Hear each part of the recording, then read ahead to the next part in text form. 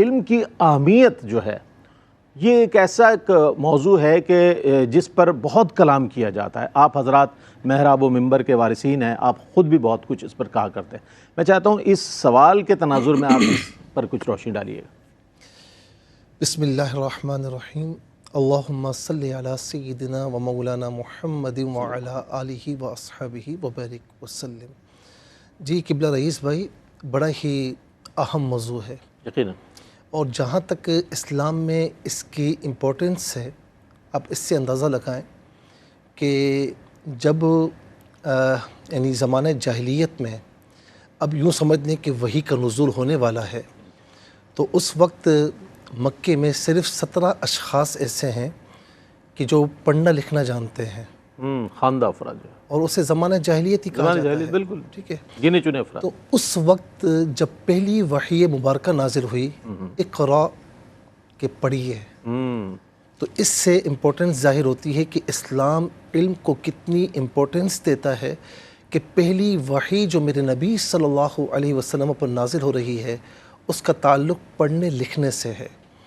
اور پھر یہاں پر دوسری امپورٹنس ہے کہ پڑھا تو پہلے بھی کسی نے ہوگا, لکھا تو پہلے بھی کسی نے ہوگا.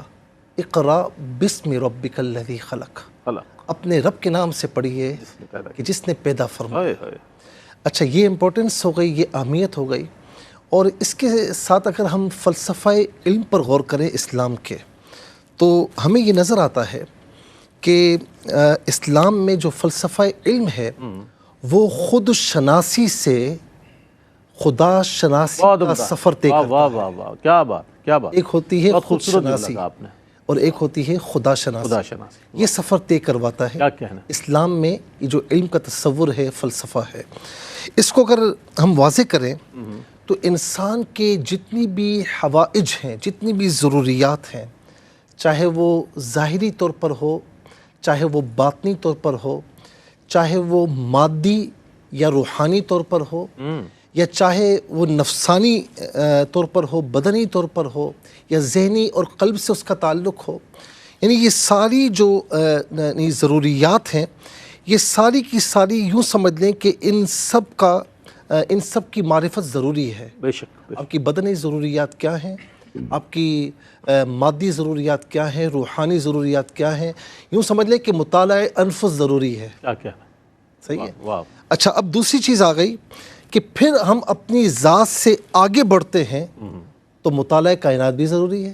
بالکل, کہ جب تک مظاہر قدرت کا علم نہیں ہوگا, جب تک مظاہر فطرت کا علم نہیں ہوگا, قرآن کیوں بار بار فرماتا ہے سیروا فی الارض, کیوں فرمایا, کیوں فرماتا ہے کہ افلا تتذکرون, افلا تتفکرون, تم تفکر کیوں نہیں کرتے, تدبر کیوں نہیں کرتے, تم نصیحت حاصل کیوں نہیں کرتے, کیوں فرماتا ہے. اس کا مطلب یہ کہ مظاہر کائنات اور مظاہر فطرت کا علم ضروری ہے, اور یہ وہ علم ہے کہ جو ہمیں خدا شناسی کی طرف لے کر جاتا ہے.